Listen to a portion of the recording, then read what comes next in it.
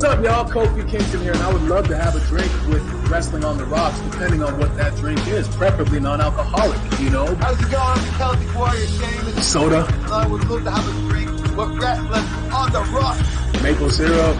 Fella. I would never have a drink with Wrestling on the Rocks.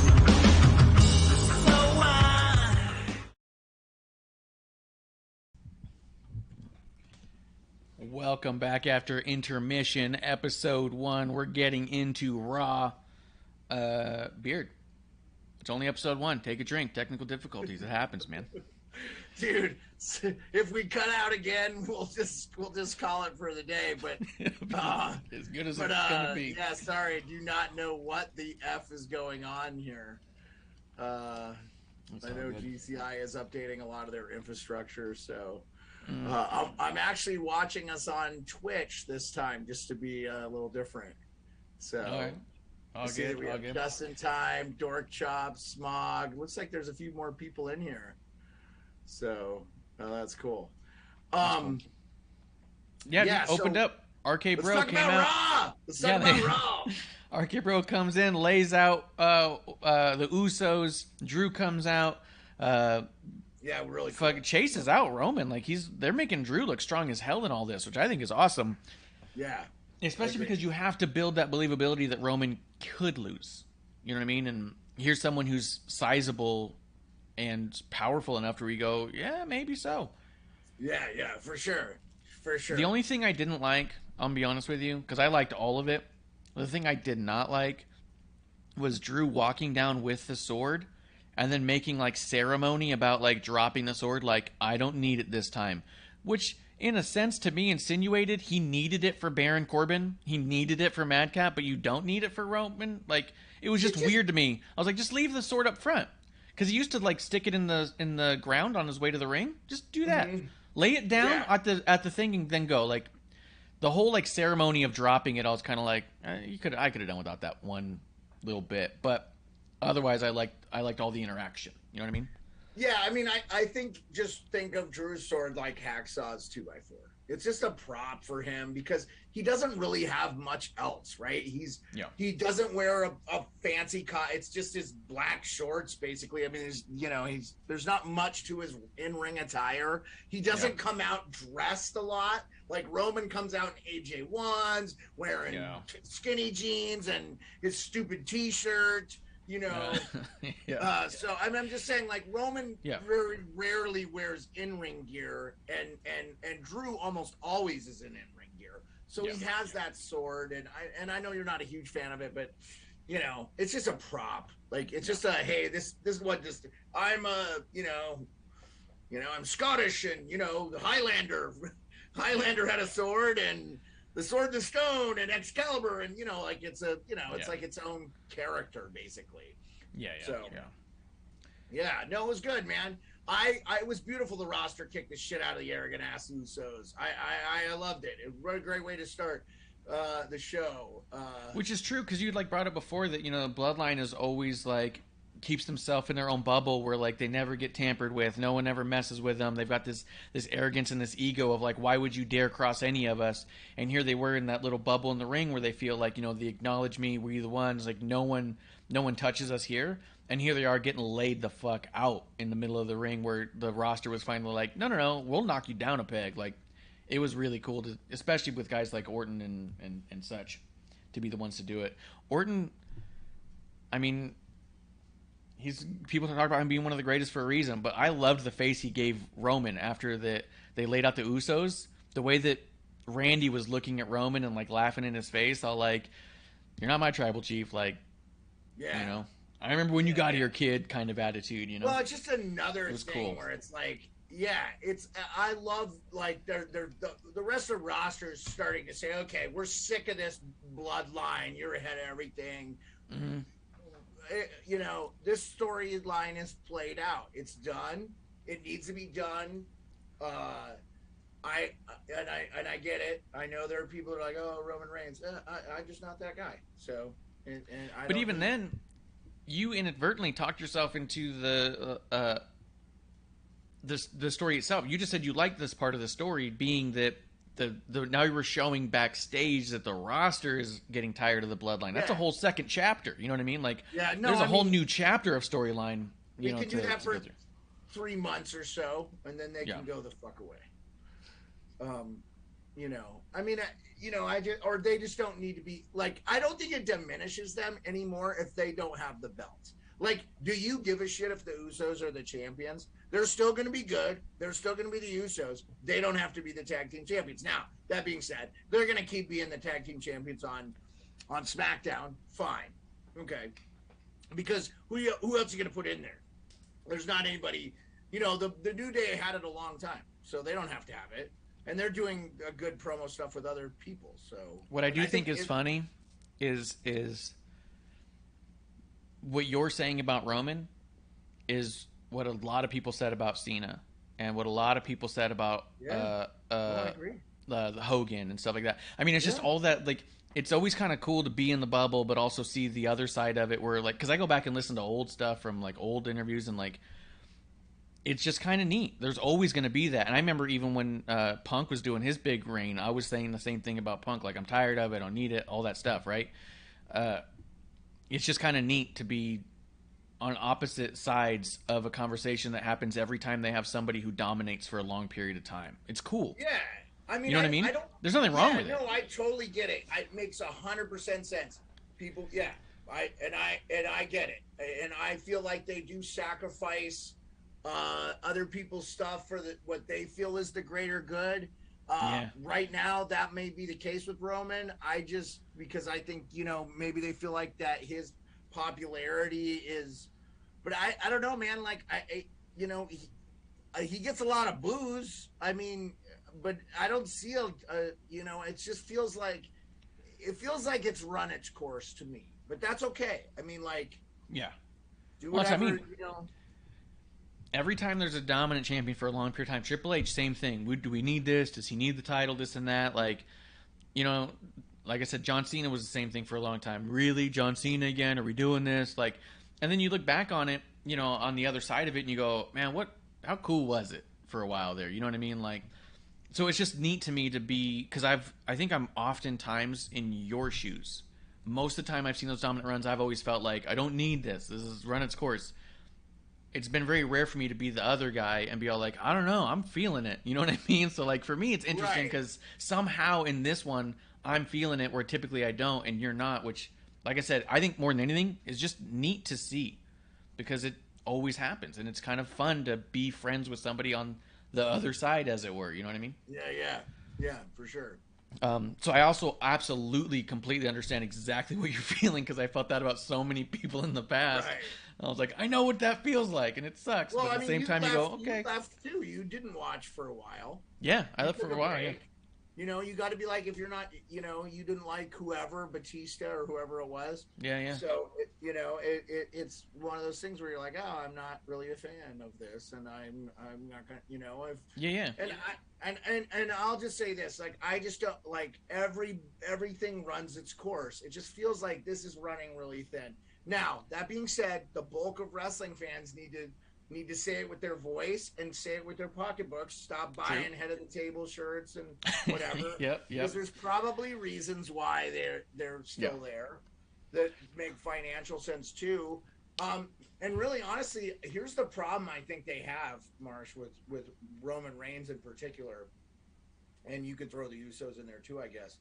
They have just made it so they don't have really anybody that's formidable. They had to be. Thank God Sami Zayn is good at being a kingmaker. They have to build Drew McIntyre back up to get him because he's been such a mid-card, you know, not really involved in anything story, so he can go up against Roman Reigns. But really, nobody's emotionally invested in that. So he, you know, I 100% expect Roman to win, whether it's cheap or he, you know, whatever. And so I just feel like it's one of those things where we're not going to see, you know, we're not going to see the things we want to see from as far as the people that are against Roman anytime soon. I mean, because they just don't have anybody else. Which again is a conversation that's been happening for 40 years. It was like with Hogan, they're making nobody. Who's going to take it over? And then you get a warrior. You know what I mean? Like it's always someone pops up. and everyone says that they're never building them, but someone always pops up, someone shows up, someone shines. You just about who's it going to be and when. You know what I mean? Like, well, they're waiting. I sometimes feel like some of their best ones have grown organically. Like they didn't want Daniel Bryan to be Daniel Bryan, but Daniel Bryan became Daniel Bryan, right? From what I understand, I wasn't there for it, but it felt like zero push from the company to get this guy. But the fans are like, no, fuck you. We love this guy. And they still do the yes chant. I mean, the Stone Cold what and the yes chant are like the two most, chanted things. And he's not even in the WWE anymore. That's how popular he is. So, for sure. And that was during a time where who they were trying to build was Randy Orton, Batista, Triple H. Mysterio was on a good run right there. Like, so I mean, it's not like they were putting their efforts behind people who weren't qualified, you know what I mean? But the fans sometimes what I think is also cool for at least this time frame, this window that we're talking about, with as much as you're frustrated and not enjoying Roman as the champion in his run, the difference between this bubble that we're in versus when I stopped watching for a while was there was nothing on the undercard that was hooking me, right? Where we just went on about how amazing Randy Orton is, how RK Bro is in general, Sami Zayn, Kevin Owens. We'll talk about some of the other stuff that's going on in the card, like the AJ and Edge stuff. Like, there's so much else happening on these shows that, like, it doesn't feel like, what the fuck am I watching for? You know what I mean? It's like, don't need... let me clarify this too. I don't need the Roman story to be great for me because I am interested in other things. So many things, I mean, between McAfee, which I know he's not doing anything, but they'll do something with him again. It makes no sense not to. He even said he's going back on the keto again because he gained all his weight back, and then he's like, but he's not doing it. So we'll see. Didn't watch him today because I was, whatever, doing the internet. Plus, I didn't want to hear about the Penguins. So anyway, my Capitals, by the way, upset the Florida Panthers last night in the game one. They were not picked to win this series, so we'll see what happens. They won one game in Florida. That's in the NHL, that the team that wins the President's Trophy, which has like the most regulation wins, without fail, that team loses like really badly, like every year in the playoffs. It's really weird. So like, if you're the best team, you probably aren't going to win the championship. It's so weird. That's fun. Yeah. They get too complacent.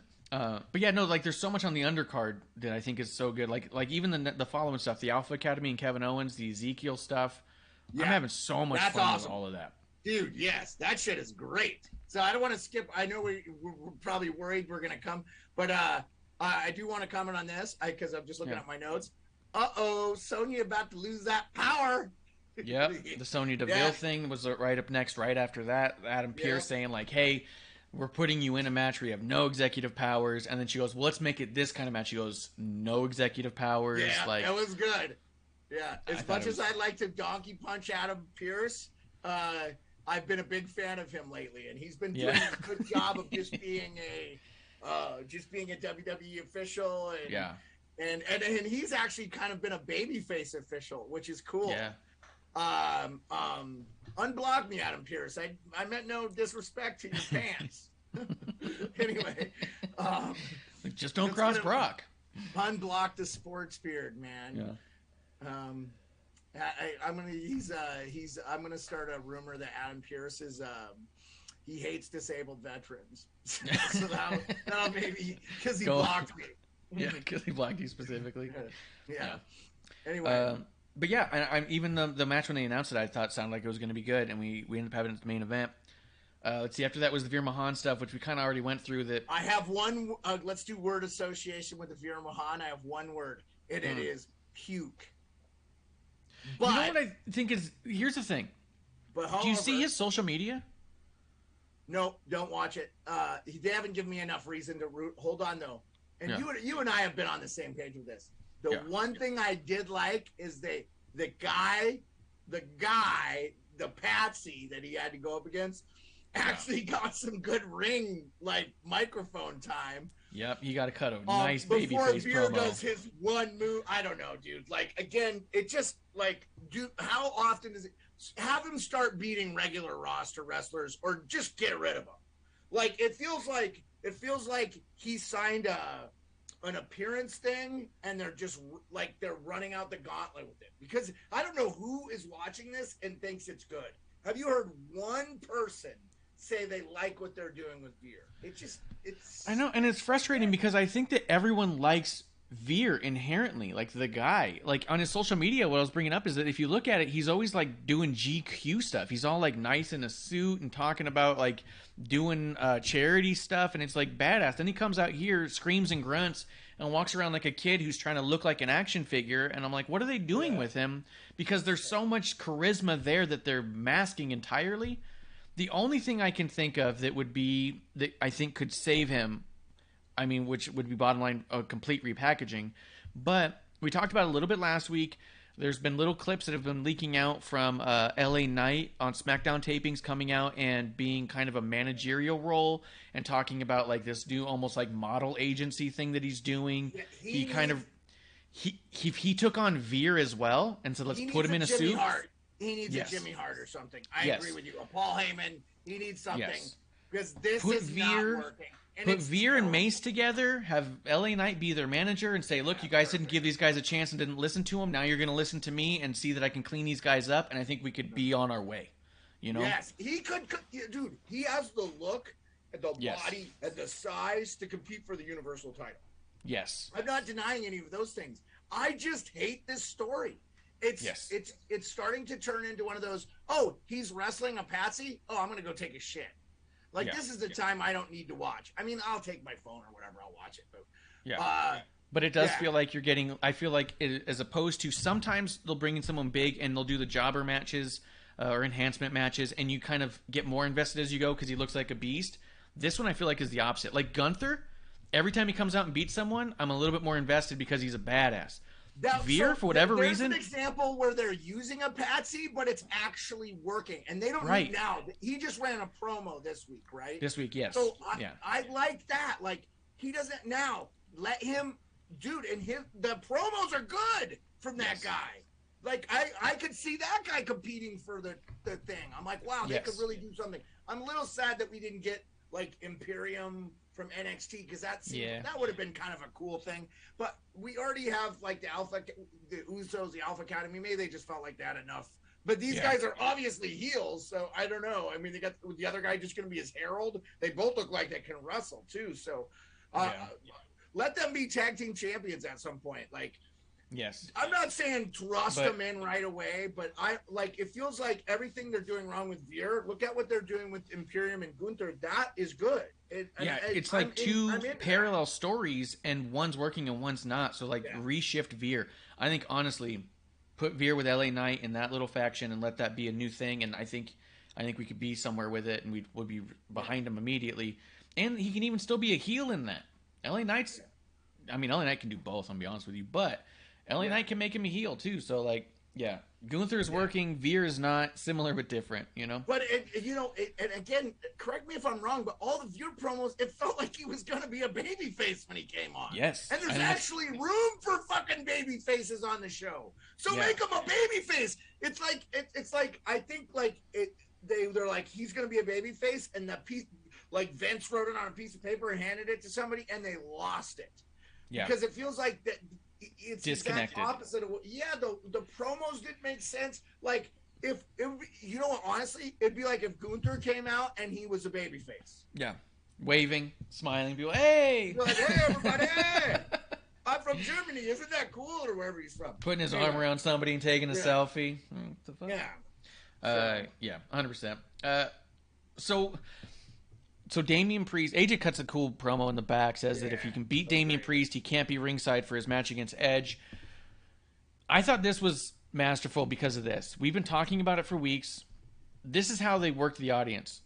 Because how did we not see AJ and Finn uniting as a team this whole time? They've been working this for months. Damian versus Finn and Edge versus AJ.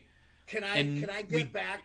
Can I jump forward before you go? Can I go back to the beginning of the Edge and Judgment Day before you talk about AJ specifically? Sure. First off, because I have it in my notes.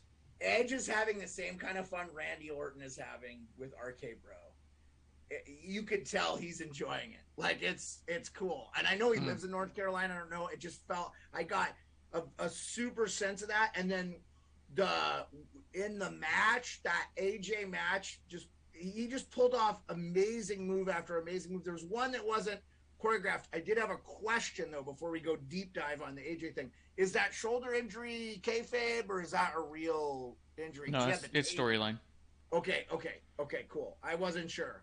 I thought maybe he did actually hurt his shoulder, and then they're just because they tend to do a good job of using past injuries to help build stuff too. So I wasn't sure. And he's master at selling. Yeah, no, he's great. He's great. Yeah. I love AJ.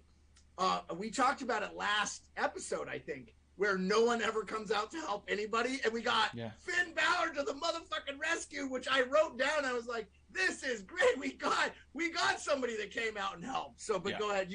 That's why I wanted to talk about that stuff before what you were saying. And AJ's a master at selling. So there was a period of time too where I was like, maybe he really did hurt his shoulder. But then I was kind of looking at it, and the hurt shoulder came from the backstage jumping of him, and I was like, okay, it's worked. But like, AJ's such a master, it's easy to be lost in whatever he's doing. For weeks they've been building this story where it was going to culminate with AJ and Finn being teamed up together, and we never saw it coming because they kept undermining the favorites, right? So you had Finn Balor losing to Damian. People are, why are they doing this to Finn? Why are they doing this to Finn? And you were so focused on the fans' love of him and undermining him that you don't even see this coming, which is amazing because the whole purpose of this is because they know the fans love him, because they're behind him. They're putting him together with AJ, the old Bullet Club thing, right? And once it happened, I was like, it's so obvious. I can't believe I missed it. I was so wrapped up in being upset that Finn Balor's losing and upset that Edge and AJ's doing what they're doing that I didn't even see the connection, and you should have seen it all along, you know? Well, I'll say this. I didn't care. I liked the Judgment Day thing that they've just kind of morphed into, and they did it kind of, it wasn't real organic. They just kind of did it, but I've been a fan of this from the get go, and it's hilarious because I'm like, all right, we have too many heels, but here I am contradicting myself that I like this group. I didn't feel like it diminished Finn at all. I thought it helped. I thought it helped the Judgment Day get a little bit more credibility. See what happens when you actually put wrestlers up against wrestlers instead of patsies. I feel like, from the jump, I've been on board with this. And I think in previous episode ones, I advocated for Finn Balor the Demon to join this group. And maybe we get that, and they could run that for 6 to 9 months with Finn being on AJ's side, and then AJ having to go up against the Judgment Day, and then how about Judgment Day taking over the Usos and the whole WWE, and then AJ rising? They could do so much stuff with that, depending on what they do. It doesn't even have to be for the WWE Championship; it could be for whatever, Yeah. But AJ and Finn teaming up together, obvious really cool. home run. It's going to be amazing. I'm so excited to see what they do with it. And I hope it's not just this one tease and then they never come back to it. I would not be against them after this program with Edge and AJ. I would not be against AJ and Finn being a legitimate tag team and going for the gold. Sure. I would love it. Yeah, that'd be cool too. Yep, not a big deal. Yeah. I just want to be able to get a 2-for-1 shirt. I want one shirt that supports Balor and AJ. Yeah. I don't know what you would call them though, but I figured out probably some sort of club thing. But let's see. RK Bros working. You never know. Exactly. Yeah. Let's see. Oh, I liked they did a and I did get a kick out of Corey Graves saying that Pat McAfee legally changed his birthday to be the same as The Rock, and he goes, and I don't even blame him, but yeah, look, once again, Corey, I see what you're doing, and I don't like it, but I get it. He's got to keep himself relevant. Corey did some things on that broadcast where he agreed with Saxon a couple of times, and I love that. He doesn't have to be he tends to be like Healy all the time, where Pat's not that way. Pat's just a fun and I love that back and forth. I mean, Pat will give Michael Cole shit, but that's the King did the same thing and stuff like that. So, I feel like it, you know, because Corey is a great guy outside of the ring and outside of the broadcast and stuff, I think it doesn't hurt him in his brand to be a little bit more of just a fan. Like he always takes the heel side, but sometimes it's not necessarily bad because he talked about Carmella getting the shit slapped out of her and stuff. I was like, oh, that's so good. Like, that's so funny. Yeah. Before we go to the 6th one, I did want to say the Miz's coat was really cool for Miz TV. I loved it. I think he's probably worn that before, but anyway, I'm such a big fan of him and what he brings to the table. So, what did you think of the Miz TV segment with Mustafa and Austin? Yeah, I mean, Pat says it's Theory now because he beat the Austin off of him. So he continually says that on the show, on the Pat McAfee show. No, not on SmackDown. So just so we're clear. Good. You know, the Mustafa Ali is one of those guys they weren't using a lot. So I'm like, oh, they're using this guy. They're getting, you know, he's good in the ring. Like he's good in the ring. I thought his promo was great here, where he was. I loved the lines that they did here, where Miz was go complaining about it on Twitter, kind of calling back to the Free Ali stuff. Yeah. Mustafa saying, "You go run to the office, I run to the fans because they're who matters." I was like, this feels like a nice. Yeah. This was really well put together, I thought. Well, and I think a lot like when art imitates life, right? Like always is better. Like. You know, people go, they couldn't make a movie out of this. Nobody would believe the story. Oh, yeah, they would believe the story, and chances are people would fucking love it. Yeah. That's usually what happens. You know, I mean, we're getting these dramatizations now of like previous things that happened, and the ones that are more true to life and more like that don't gloss over, issues like those sort of things tend to be better fucking shows. Just like the promos. I agree with you. Yeah. And I didn't know any of that stuff. Because I'm staying away from like the social and I'm just trying to watch it as like an entertainment thing, like it's its own autonomous thing, and I don't hear a bunch of outside noise of this is happening or that. I want to enjoy the stories, and I don't want to have in my mind, Charlotte wants to go to AEW, like I said, since I've kind of changed my thought process on that, I've been enjoying what she's doing. I'm like, she's actually. It feels like there's a swing. It feels like now that she's not going up against Becky Lynch, maybe her and Ronda get along. I don't know. It just feels like they're working together better. You know? Anyway. There were a lot of people who were complaining that Ali took a loss here, but I felt like he was in the ring in a handicap match against a former Grand Slam champion twice over, the current U.S. champion. Both of those guys are heels and cheat all the time. It would have been a really weird... I didn't think he was going to win. It would have been really weird and a difficult position, I think, to give him a legitimate victory over two like renowned cheaters. You know what I mean? Like, if he would have got like a table slam or something, he would have been able to hit somebody with the ring bell or something, or a chair or something. Then I would have been like, okay, Ali could win. But like, I was like, he's not winning. Like, I felt like he wasn't going to win. And I think that you can drag this. I know that Ciampa came in and attacked him, so we're still going Ciampa, Mustafa Ali. But I feel like you could also circle back and get him a one-on-one with Miz and get him to be able to win that one, and then get him back through something with Ciampa, and then get him to the U.S. title with like, I feel like you can do more here because of the loss than you would have with the win. And it would have been difficult to do a believable win because you have two prolific cheaters. Wasn't that just to get to the Ciampa stuff? That's how I felt after I saw Ciampa. I'm like, they're trying to get to the Ciampa stuff. So Ciampa just keeps... But Ciampa's such a disconnect from anything else that's happening. He shows up and knocks him over after the fact. He could have done that backstage in the middle of a promo. Like, I mean, it doesn't. Yeah, you feel like they're misusing him then to get his like Raw career started then, like as good as he was on NXT. I don't. Okay. I don't think they're misusing him necessarily, but I don't. I'm talking Ciampa. Yeah. Ciampa. I don't think Ciampa's being misused. Name, right? It's not Tommaso. It's just Ciampa now. Correct. Vince is all. Correct. But what I'm trying to say is that, to answer your question, I don't think it's a misuse of Ciampa. I think that Ciampa's appearance in these segments with Ali doesn't feel tied in. Yeah. You know what I mean? Okay. So it's like it could be, it's just as random as any other behind the back attack. You know what I mean? Like, I don't. It feels like two separate stories Ali is on. Yes, that's okay. But don't you think the Theory and Miz stuff is over with Ali? I think they're gonna keep Theory and Miz together for a while.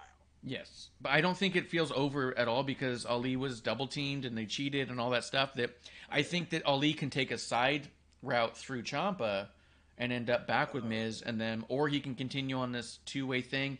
Maybe even if Ciampa keeps doing this, maybe Ciampa eventually joins up with Miz and Theory, and maybe Ali's got to get two more partners. You know what I mean? Like maybe you go that way, but it feels like two separate stories and he's in the middle.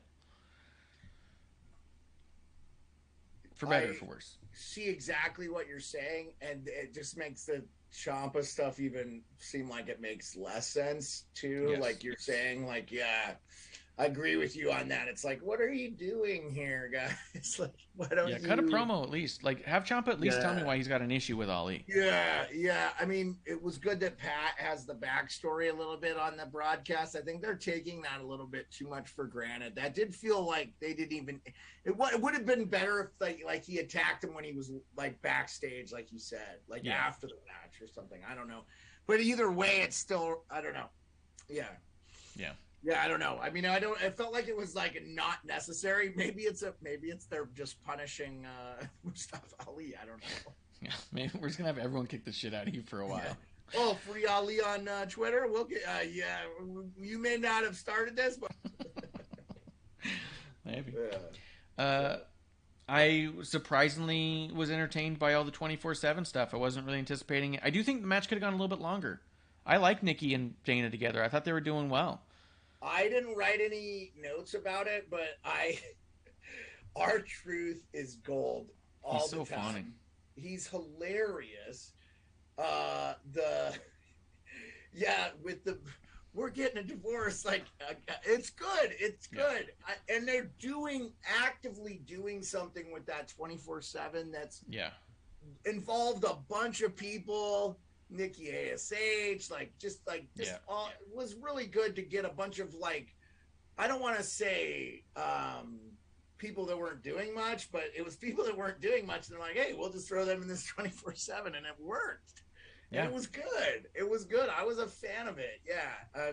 And they even teased Dewdrop coming over to Nikki and saying like, hey, are you ready to get serious? And Nikki said yes. So now we could potentially end up with that tag team as a force, and who knows how that's going to look or play out to be like. But it got me excited, especially because I think Nikki's done such a good job with the 24/7 stuff, and has stand out in those segments that are largely comedy. She still has looked like a credible wrestler in it, which is cool. Yeah. I'm ready for Dewdrop and Nikki.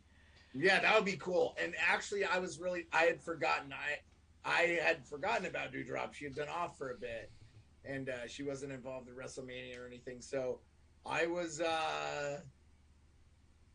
really excited to see her, and I know those two are have a history, so I was good.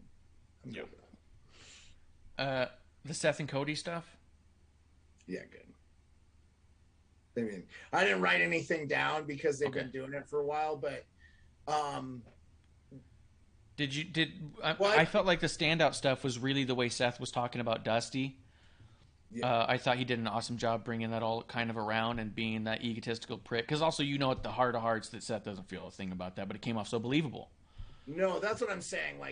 I probably didn't write anything down with it because, I just expect greatness from those guys at this point. I don't know Cody that well, but what I've seen from him, I really, really am enjoying. I've been crying for more baby faces. He is the baby face I can get behind right now. Yeah. That is the most important storyline to me as a fan. I have become a full-on Cody Rhodes fan. I really want to see him win the championship. Having watched Dusty Rhodes, having seen all that stuff, and just feeling like he was one of the best promo guys, and yet had the lisp and stuff, and Cody has it a little bit too. Yeah. So it's just kind of I love it. Yeah. I think that's also an awesome thing there, because the idea that you didn't write any notes because it met your expectations of being absolutely great and one of the better things on the show. Yeah. That's, you know what I mean? Like, you're making notes about critiques, and then to be like, oh, this is going to be great, and then it was, and to be like, yeah, there's nothing to be said because it was exactly as good as you wanted it to be. Yeah. That's awesome. I think it's cool. I think with my notes too, just like I'm trying to write things that really stand out, that I really like, or that I think, oh, that maybe this would have been better or whatever. But I'm not trying to skew negative with those things. But like, if I don't write something down, it doesn't mean it's bad. It just means it was, and with the Seth and Cody stuff, like if Seth Rollins shows up, don't you feel like we're gonna get some gold? Like he very rarely doesn't deliver. Yes. You know. Oh yeah. So that's I agree. Okay, I thought we were gonna lose the connection again. Yeah. Let's wrap it up. I mean, I'm ready to move on to the almost Bobby stuff. I thought was a little disconnected, but still made it all kind of work, and I think that the match will be good. But there wasn't anything stand out in there. And the main event. Awesome. Here's what I have. I thought it was a great 6-person women's tag match. It was super great seeing Rhea versus Bianca. Mm-hmm. I felt like for the first time since I've watched Bianca, here's somebody that's as physically intimidating as her in the ring. Asuka too is hilarious and awesome. Like she's new to me. I haven't seen her at all. I missed, like, she went away right as I was coming back, so I never saw any of the stuff. And for someone who doesn't speak English or whatever, she's just like, I have this I'm trying to think of the word, but you can't take your eyes off her. Yeah. You know? And the crowd had a huge reaction when she came out.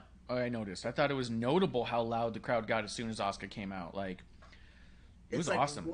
What is she going to do next? And she's super good in the ring too. So it's like, fluid and fast. The back and forth of dodging between Becky and Asuka. It wasn't like, a lot of times you see people where they're like trying to miss the person, and so they go way over their head where they never would be.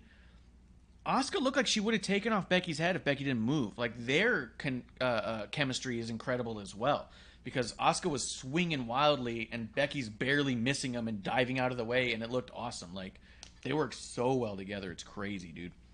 I thought it was really cool to see a lot of these women pair up in ways that we hadn't seen any of them pair. And I felt like this was another good example, like last week with the 8-man tag at the end, where it's all like, here's a bunch of storylines they've crammed into one match, does not feel forced, and teases multiple matches that we're going to get at the pay-per-view coming up, the premium live event coming up. This was perfect. This was amazing. Like, every time that someone was together in the ring, it was just a tease of what could be, and every time it happened, you went, oh, I want more of that. Oh, wait, I want more of that. Like, it was hard to pinpoint any one pairing that you had to see, because they all felt like, I want more, you know? Yeah, I agree. I really agree. I agree. I want more of that all the time. And here's the thing. I would rather see Bianca mixed into that than have like another couple championship defenses if the storyline works and is good. And that was fun. And I know we're going to get Sonya and Bianca, but it's like, that stuff was good, man. Like, and they did a good job of building Sonya as an antagonist and, all that stuff. She using her, authority kind of in a bad way or whatever, but it was good, Yeah, and instead of doing just a bunch of rematches over and over again where one gets a win, one gets a win, one gets a win, and then building up 7 matches to get to one match, put 7 people in the ring together and tease all the matches a little bit, and then when you get the one-on-one, it's going to feel bigger, and that's what it feels like is happening here. Yeah, I thought that was brilliant. It was good. Yeah. I just had what a great match. Asuka is hilarious and awesome. Yeah. It was very good. It was awesome, dude. I loved it. I thought it was perfect. There was nothing in here. I even thought it was weird for a while that Sonya wasn't getting in. Like, over half the match, she wasn't in. And then the last half of the match was, like, all about Sonya. She was, like, an anchor at the end of the match. And so I went from thinking, oh, they're kind of protecting Sonya and keeping her out of it, to, oh, wait, no, Sonya's a major player in this as well. Like, it was just mapped out wonderfully. And she may lose. Well, remember, they did have the Adam Pearce thing with her. Yeah. And that was early in the show. Well, I meant in the literal match. It was over half the match before she got in, and then the last half of the match was all about around her. So I went from thinking they were protecting her and keeping her out of the ring to wait, no, they've anchored her into the last half of it. Like, she's full on performer now, like in ring performer, And I think, like you said, would you be shocked if we got the Drew Gulak, Sonya Deville thing? Part of me, though, will be a little bit sad to not see Sonya as, if official. But it comes, it ends for everybody. Yeah, I could even see if they get to the point where Gulak does it and she's a full-on performer, I could see Sasha and Naomi like picking on her at a certain point because of that backstory. Like she's been having like 2 years worth of stories backstage, helping some people and hurting other people. That it's kind of ready made for a bunch of matches to come out of it on the other side. Like it could be kind of cool. I'm ready to have her back in full time. So and I thought this was a good way to do it. And Liv getting the win, crowd loved it.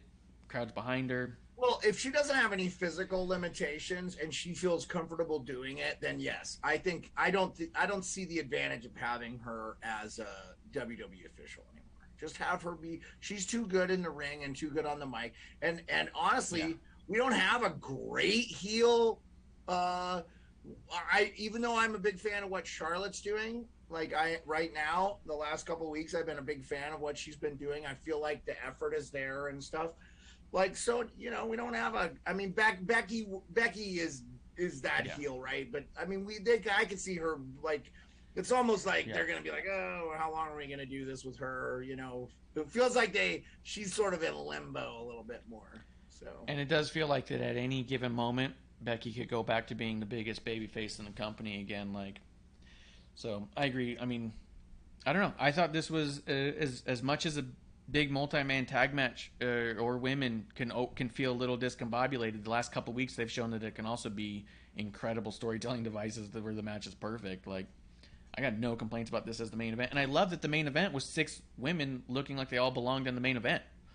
Yes, that was another great thing that we've been bitching about not seeing enough of the women's stuff and I've been more intrigued. But again, I think a lot of that has to do with the bloodline stuff. I'm so disinterested in it. I just don't care.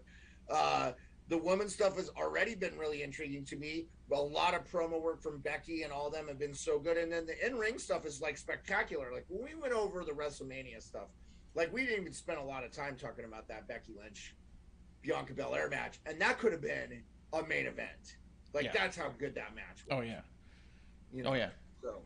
Yeah, absolutely.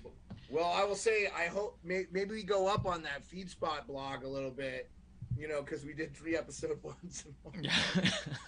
Yeah, that's the trick. It's quantity, not quality. That's our. Well, you know what? It's very ironic, Ref Marsh, that we did 3 on May the 4th, because May the 4th is Star Wars Day.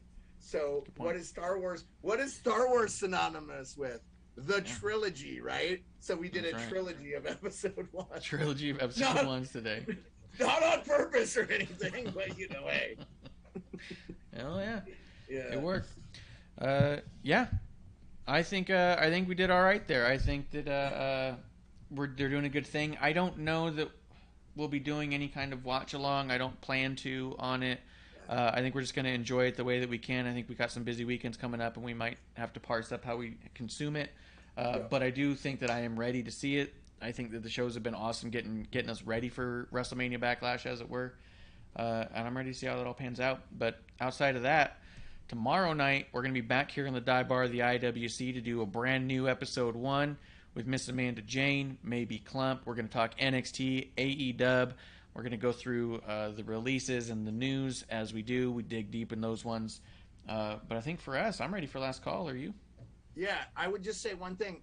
Can Clump do the show from his bed? He's not feeling well. He's just laying down. He could do the show. Just laying down and you can just be laying down in the bed and be like, "Hey, everybody!" I was like, he wears the headset all the time, so he could talk. He could still talk or whatever. He doesn't have to even be on screen. He could be like producer lady and just be the voice of the show. Yeah. Anyway, get better, Club. And one final thing, man, that I wanted to bring up last episode. I just wanted to say to Bishop, man, love and respect you, brother.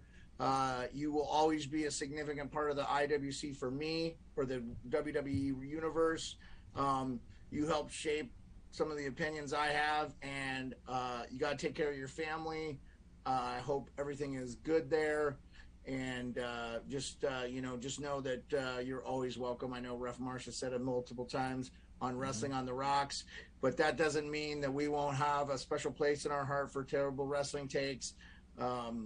You are the man. Just know that we love and care about you, man. So thank you for what you have provided to our show and to the internet wrestling community. You have been a friend to me when you didn't know me that well, so I really appreciate it. Absolutely. We'll always have an open stool for Bishop and his Terrible Wrestling Takes right here in Wrestling on the Rocks. That is for sure. Anytime he wants some screen time, he gets it. He just got to give us the word. So, take care of you and yours. And we appreciate the shout-outs on his final episode. But we hope that that's not the last of him. We hope we do see him again at some point. They say never. Maybe in some iteration or another. It'd be nice to hear him from time to time. But until then, guys, thank you for coming through and having a drink with us. Thank you for being our drinking buddies right here in the dive bar of the IWC. Guys, that's the last call. Thank you, everybody. Hey, Producer Lady here. Thanks for tuning in. Continue to support us or buy us a drink by following and putting the I and subscribe on Twitch. Or subscribe and review our podcast on Apple Podcasts or wherever you listen to us. Cheers!